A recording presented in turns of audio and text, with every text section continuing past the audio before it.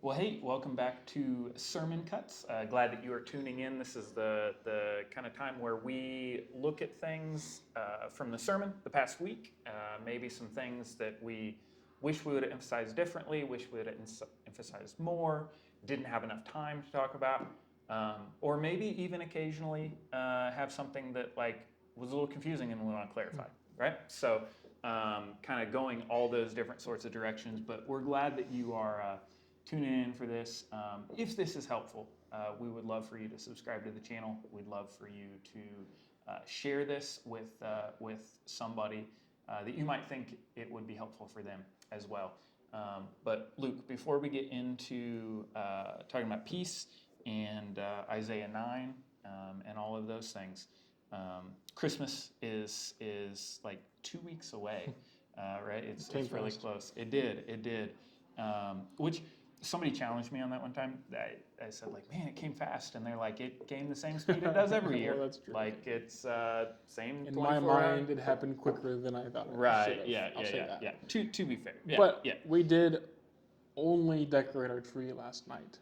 Mm. So it's been up for a couple weeks, but it has not been decorated till last night. So you just had a blank canvas? It has lights on it already. Okay. It just didn't have any of the fancy ornaments or whatever. Okay. But, Is this like a progressive thing? Like you're revealing a little bit more each time? I don't know. Or is this the just neighbors are probably like, oh, tonight they put ornaments on it. I don't know. I don't know. Time maybe the biggest obstacle we face as just two people. I was trying to spin it like it was, we're gonna decorate a little bit more, right? Each night we put something new up, and you're just like, no, we just okay.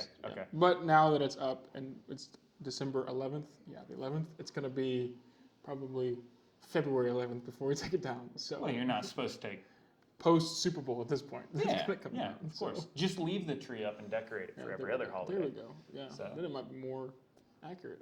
I don't know. Valentine's Day tree, Easter tree. What do you put on an Easter tree? You can't really hang eggs that just fall and break. I don't know. Anyway, this is not about We're Easter. Off topic. This is not about Easter. It's about Christmas. Yes. Favorite Christmas drink. Favorite Christmas Go to Christmas drink. Man, it's got to be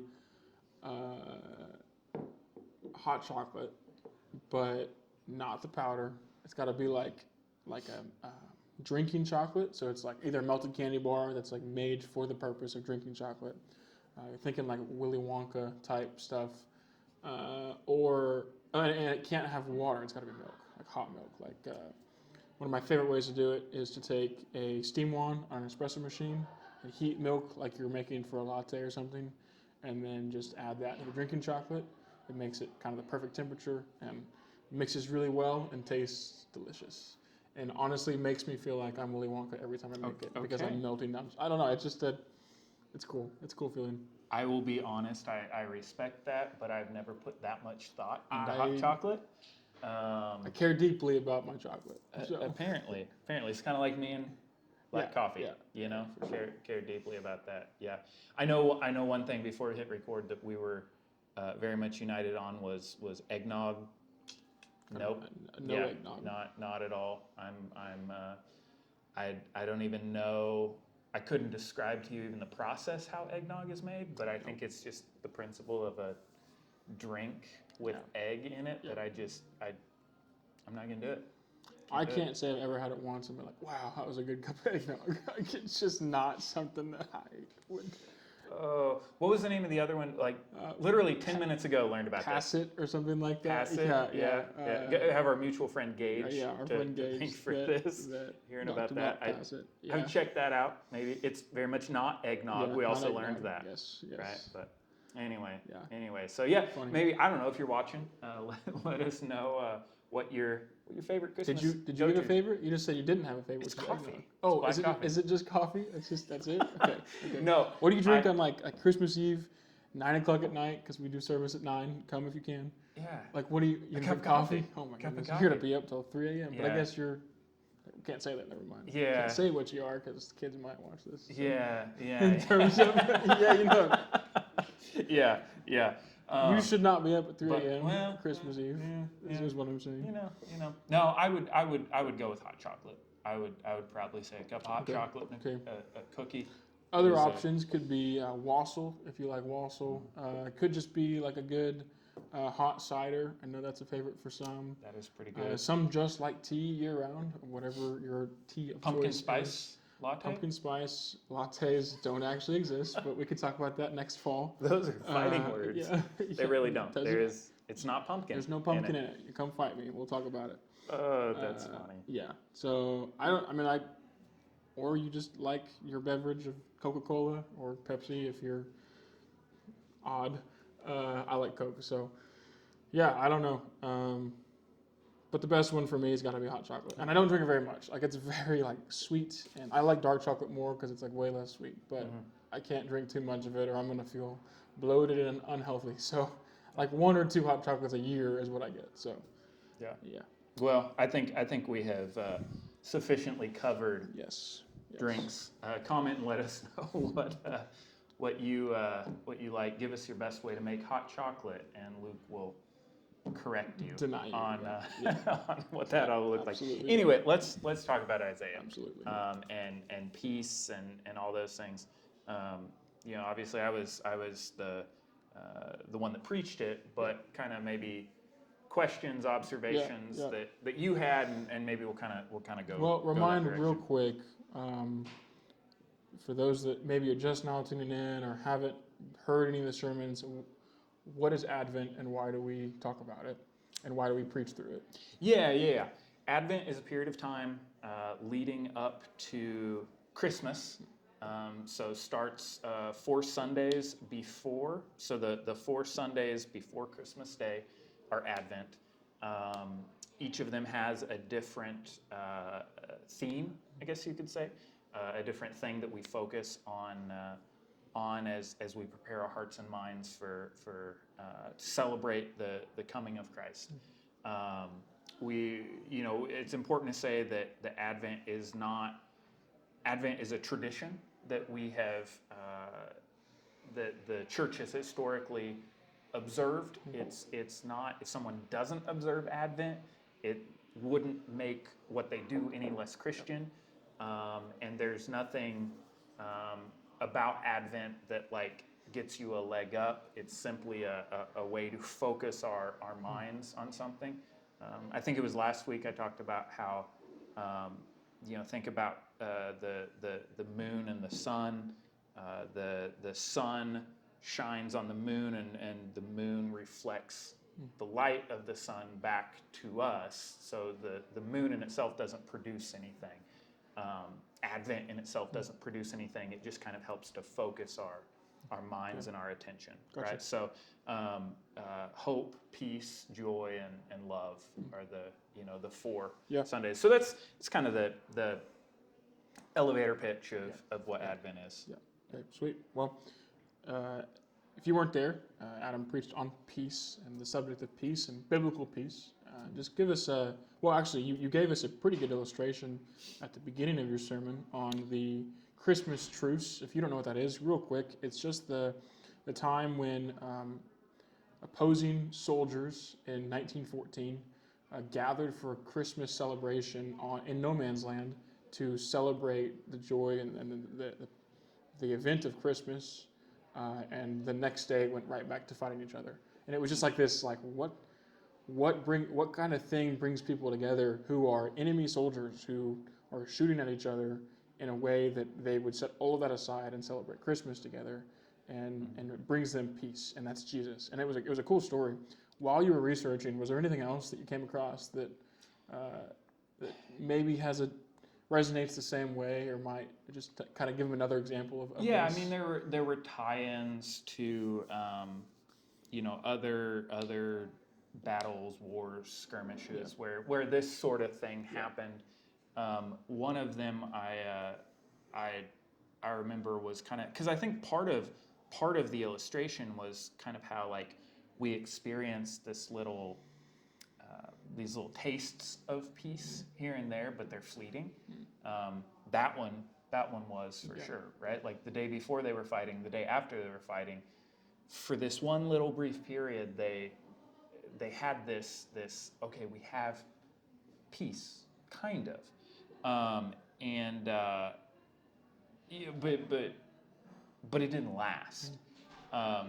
And it's kind of like it was this little glimpse of like this is what peace is supposed to look like outwardly. Um, I used the illustration of I was in high school when which somebody pointed out Corrected you that on they corrected me, and I said I was a junior when 9/11 happened. I was actually a sophomore, right? But I guess You're I going was for the I was younger than I actually was kind of right. Yeah. We won't talk about how old I was when 9/11 It was, happened. yeah, So let's not actually. Let's not. I would be okay. I was with that. alive, just so you know. You were alive. I was alive. Barely. Barely. Barely. But that's another one that kind of is a reminder of like, for a brief time after that, we were united as a country, and then it quickly, evaporated. And even now, within, I would say, the last couple of years, there have been a couple of like major cultural events that have happened where I've had the thought like, oh, maybe this is going to bring us together. Like collectively, we've experienced this, and I maybe saw glimpses of it, or I saw little pockets of it, but it didn't last. And I think that's the problem with any of these examples of peace, and where we see peace in the midst of chaos, and in the midst of all these things. It doesn't last. It doesn't last. And I think the point is that it's not going to last if it's not rooted in something. We can't deeper. piece together anything ourselves. Even if we had the entire world united on one thing. I was actually reading a book called Project Hail Mary. Have you heard of that book? Mm-hmm. So you ever heard of The Martian? The movie The Martian. The Martian. Yeah. So it came from a book. I actually can't remember the name of the guy. I'm so sorry. If he's watching this and I don't have his name, I'm impressed if he's watching. Yes. I'm impressed if he's watching. Anyways, he wrote a book called Project Hail Mary, and essentially, like, brief plug for that book. It's a great book. You should read it. But anyways, the sun is like dying, and they have to unite as a people of Earth to try to figure out how to stop the Earth from dying. And the narrator just discusses the shock of how quickly everyone just dropped any other problems they had as a world and united together to create, to try to find a solution to this problem. And it was just like, this is a fictional book because we know that would never happen. Like, I would say even if something as shocking as the sun starts to lose its heat, we as a world probably wouldn't be able to drop all of our differences and come together. It's like, that's how you know it's a fictional book. But we get to read a book that's not fictional and come away with, there is a source, there is a way that we can find peace, and we have found peace, and it's through Jesus. Anyways, I wasn't trying to preach on Project Hail Mary, but it was just like, it's like these are, like, they write them in fictional books because it's impossible to get to. And even the 1914, Christmas truce, or 9/11, or anything with Pax Romana, as you said on Sunday, like, all of it's just momentary and fleeting, and honestly, like, points us to something that is so much better, which is the peace of Jesus. Yeah. Well, and why do books like that, like Project Hail Mary or whatever, why does that resonate with people? It resonates with people because I think there's a longing inside of people for those things, and it seems like it's so fleeting that it's like we would love to see that. I had talked about Isaiah 9, and it just made the observation on Sunday during my sermon that, like, if you're just describing kind of the atmosphere that's going on in the midst of what Isaiah is talking about in chapter 9, like, you could kind of be like, wait, is he talking about today? He was a prophet. Yeah.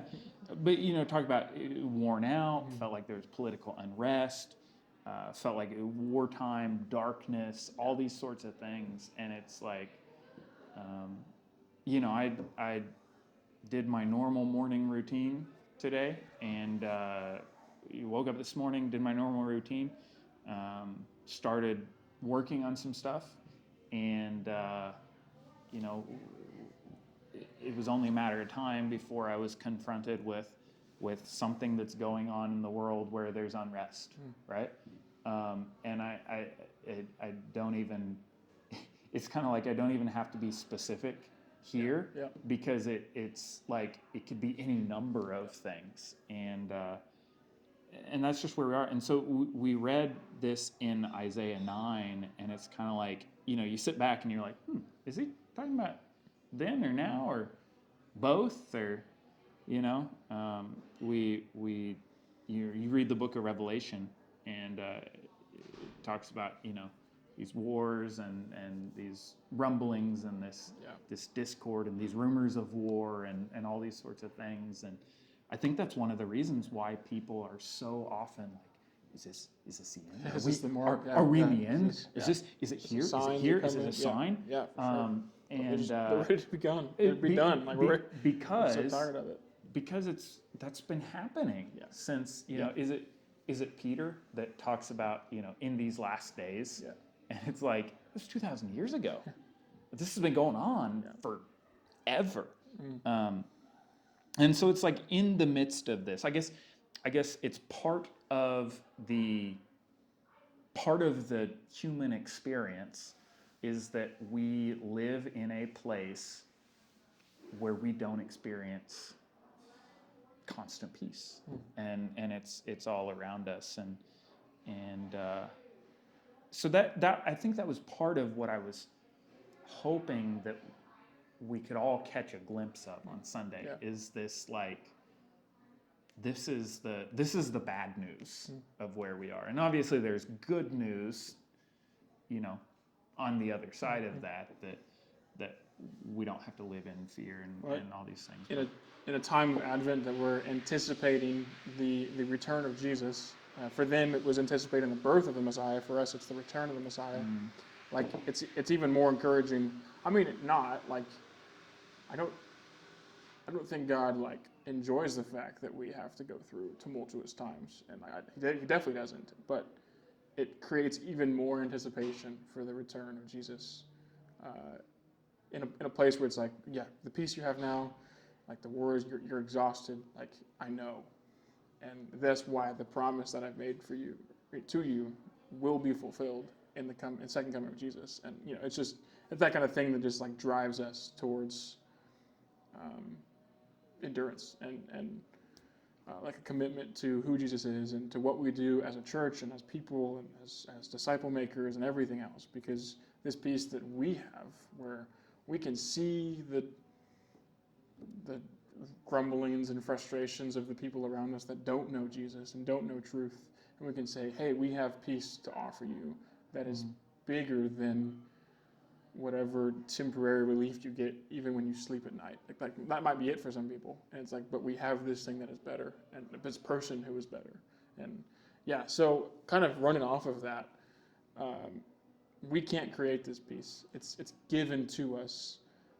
You kind of talked about some of that on Sunday.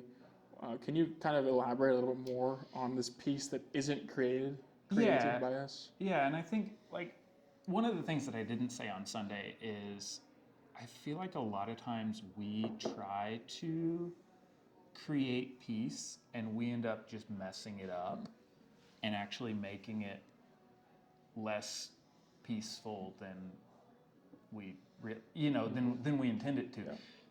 I think about you're in a conversation with somebody, and the conversation creates discord, and you try to like solve that, and you try to like, no, I got to amend this, like this is what I meant, and then you end up like making it worse, and then it's like, so like your attempt at peace is just makes it even worse than it was before.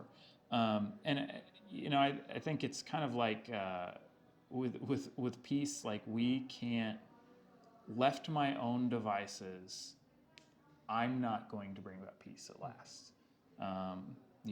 Only Jesus is, and it came in the most unlikely of places. It came through a baby being born in a no-name place with no fanfare in around smelly animals. I mean, it doesn't make, if I'm writing the story, I'm not writing it that way. Yeah, definitely. Because that's like, Definitely. really, that's the Savior of the world.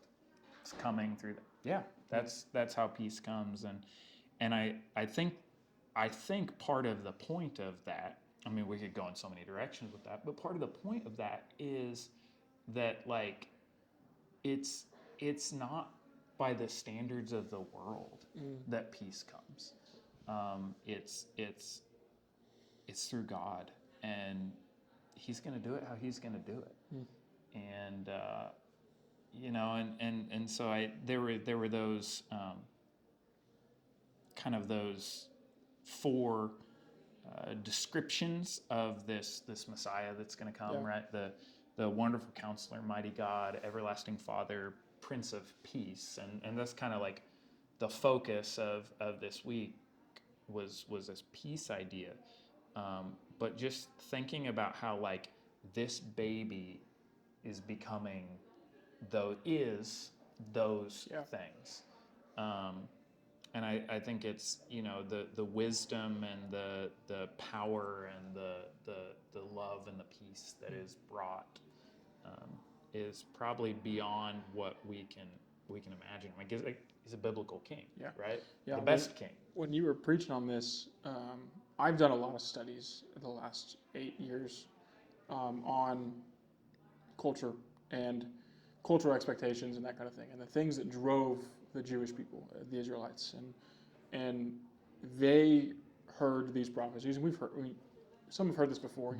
They heard these prophecies, and they started to, kind of the way we do with the broken world we live in, like, is this a sign that the end times are coming? They would have seen, or they would have anticipated who Jesus the Messiah was going to be, and they tried to mold him into this king that would come and save them by means of the ways they would save themselves. And so they were picturing a warrior king. They were picturing someone who would come and just rip Rome right out of the ground and be their military leader that would lead them to victory after victory after victory, who would come and bring peace with a sword, that kind of thing.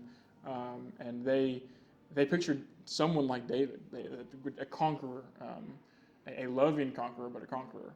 And I think that's why when Christ came the way that he did as a baby, and he interacted with people the way that he did as a generous person, as the one who shook hands with the lepers and met with the Samaritans, and ate food with tax collectors and sinners and that kind of thing, the thing that drove the leaders crazy, that kind of stuff. Like, who is this? He doesn't do things by the means that we expected him to do it. He definitely can't be the Messiah. Let's just take care of him and move on. And as you preached in Acts a couple weeks ago, or a month ago or so, Gamaliel was like, if the guy that they are leading this rebellion is the true Messiah, is of God, then you can't stand in his way. And let's just release them, and it'll die on its own if it doesn't. And it didn't die. And we're here because it didn't die. Which is always such a funny line, because like a guy that, as far as we know, isn't a follower of Jesus, doesn't become a follower of Jesus, we don't know. Like, he actually ends up saying something like super profound about like where this movement is going. Yeah. So all that to say, like, we can picture peace any way that we want to. We can try to piece together the way we were talking, fictional book writers do it all the time. But until we really sit down and contemplate and anticipate and just think about the biblical king that came for us, the wonderful Counselor, Mighty God, Everlasting Father, and Prince of Peace, like, we're just not going to be close to it. And thank goodness that I don't have to create it, because God already did, and so I guess my last question for you today is, are there instances in our life of momentary or fleeting peace that we kind of choose to pursue instead of pursuing the peace that Christ offers? Yes. The answer is yes. The Are answer there is examples yes. of that? No, Yeah, no, I yeah, know, I know, gotcha. I know. I didn't mean to spring it on you, but Yeah, that's, no, you're good. I think there are. I mean, I think that any time that I recognize a discord between me and another person, I don't want that discord there. Yeah. And so, I'm going to do what I can to pursue peace. I think the problem becomes and you kind of alluded to this a little bit. The problem becomes in the way I pursue peace. Is it's like I want to have peace with you, and I want that to be the way that I want them my way. I want it my way, right? Like peace.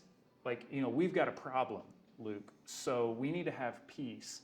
So you need to come around to my way of thinking, and I think that's when we approach peace like that. It's like, well, yes, you're trying to do this thing that you call peace, but that's not. It's like a form of peace that you have created that you're trying to do this.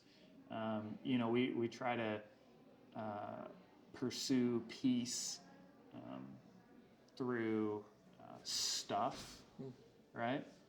We try to pursue peace. I mean, Christmas is coming up, right?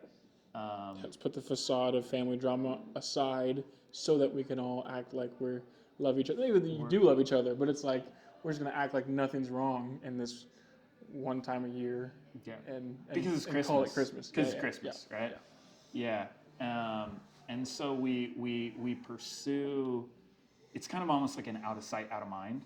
Like well, we just won't deal with it. I think that's another way we try to pursue peace is like we try to go like, oh well we'll just ignore it, and if we just ignore it and act like it's not there. Denial is a river in Egypt. Yeah. Thing, right? Right. Yeah. Right. Then it's all good. Yeah. Then it's peaceful. We're keeping the peace by not saying anything, and it's kind of like, well, there might be wisdom in not saying something in certain instances, but let's not say that like we're somehow creating peace in that moment. Like we're just avoiding a conversation, maybe out of wisdom. I don't know. Maybe there's wisdom in certain circumstances. Every circumstance is different, but I don't know that we're necessarily creating long-lasting peace. People turn to I mentioned stuff.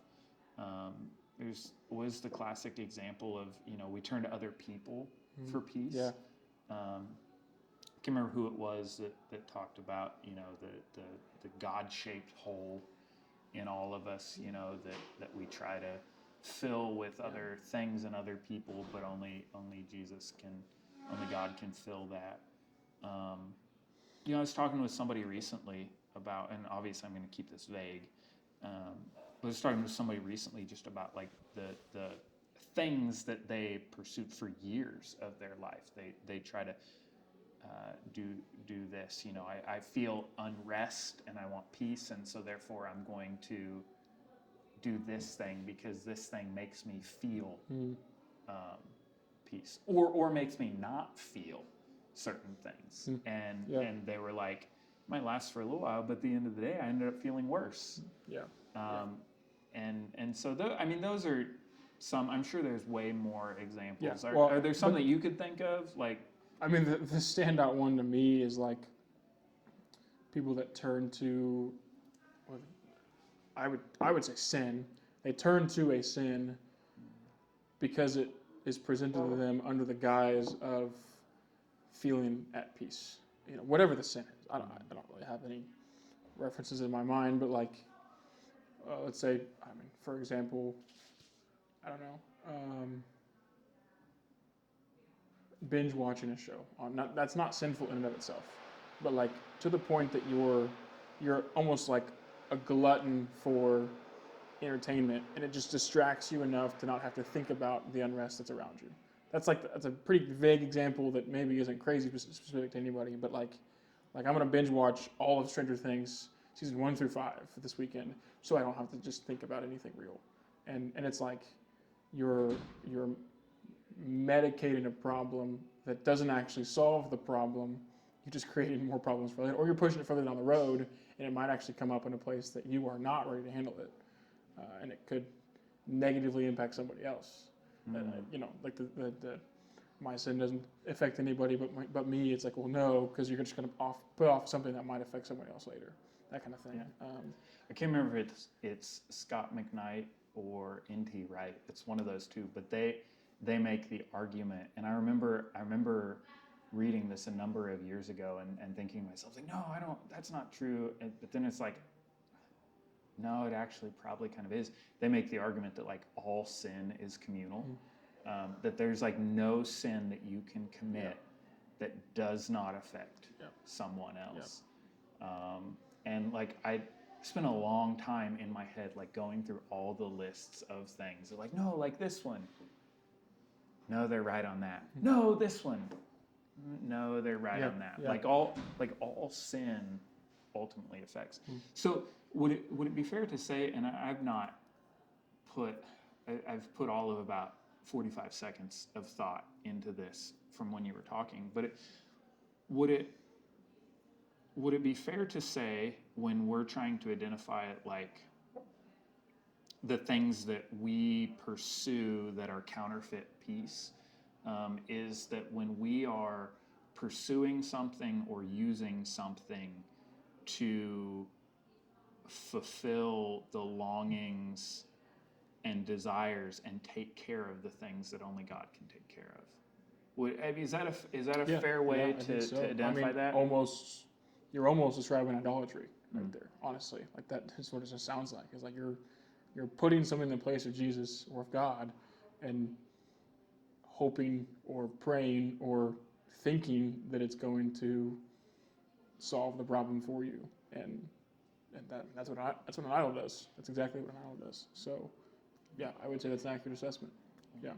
So I guess my last question, to kind of wrap this all up, is we know that peace is given. We know it comes from Jesus. We know we cannot create it of ourselves.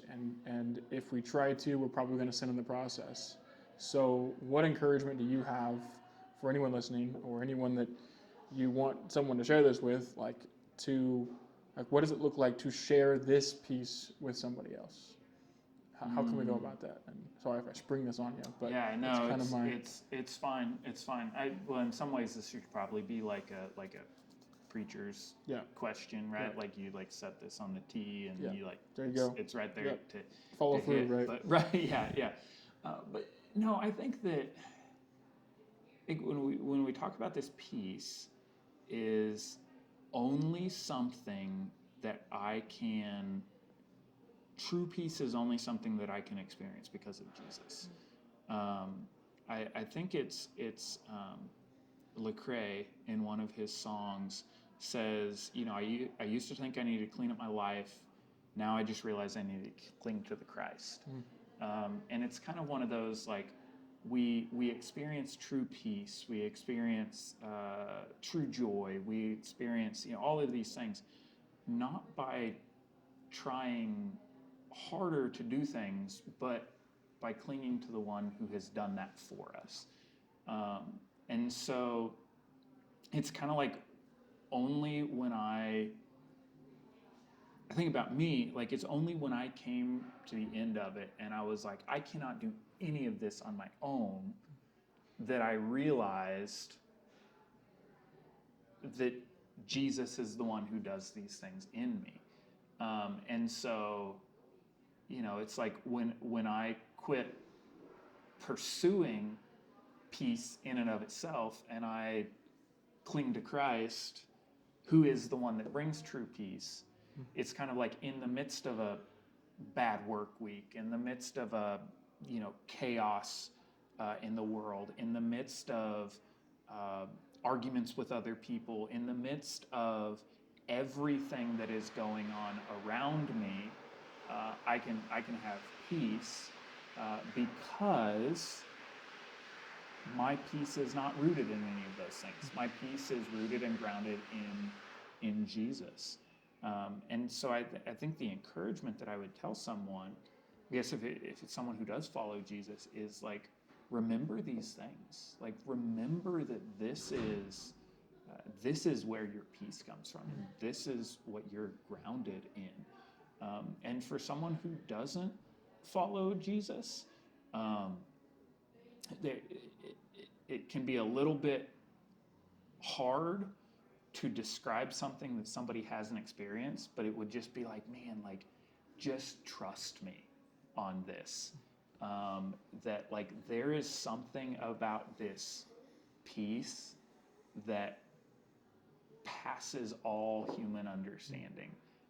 And like, it's funny because when you talk to people who have experienced that peace, like, you talk to people who follow Jesus and genuinely have experienced that peace, it's almost like you don't even have to describe it. You're just like, oh yeah, like, I know that feeling. And so that would be the part of the encouragement I think I would give is just like, man, like, just stop trying so hard to create peace yourself and turn to the one who can give you true peace. That's good. That's good. Well, I mean, that's kind of all the questions I had, and sermon cuts and extras that we wanted to discuss, I think. So yeah, if you've got somebody that you probably know someone that needs peace, but that that needs something like this to encourage them, please share this with them and leave a comment, or just leave a comment saying how the peace of Christ has helped you. And please, like we said before, subscribe to this and like it and send it to your friends. And we're not trying to grow this into some massive thing. We just want this to be a helpful tool for those that need it. And so we're not here for the likes, and we don't ask you to subscribe for our own benefit, but definitely for yours and for those that you interact with. So please share it. Sure. And this next week, you're preaching? Yep, preaching on joy. Preaching on joy. Honestly, you kind of just preached the whole thing right there. So I'm just going to chalk that up. We can just play this on Sunday, and we're good to go. So I'm sure you can. Joy works very similar. I'm sure you can come up with. I'm excited, and I have some cool things that I think I want to bring in, but none of it's cooler than Jesus, and so we'll just leave that there. But yeah, please share this, and thanks for tuning in, and we'll catch you next time. Yep.